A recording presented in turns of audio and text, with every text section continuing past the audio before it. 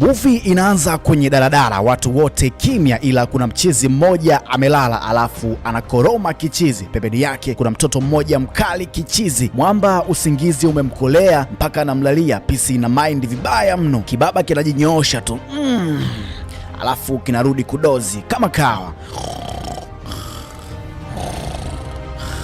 Pisi ikaona usinitanie, ikachukua karatasi ikamwekea mdomoni. Mwamba akashtuka.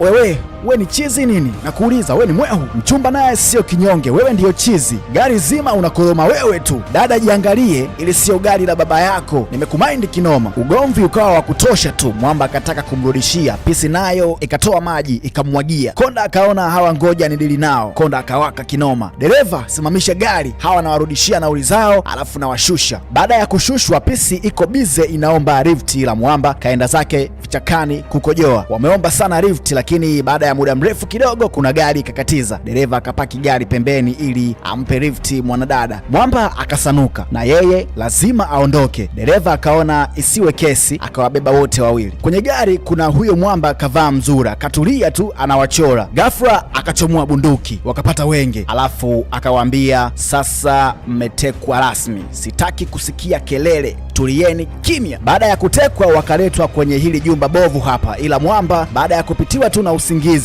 akaanza kukoroma tena kama kawaida. Pisi ina mind kinoma, akamwambia, yani tumetekwa ila bado tu unakoroma, wewe una akili kweli? Wewe niache bwana, kwani mimi nikikoroma wewe inakuuma nini? Achana na mimi bwana. Charia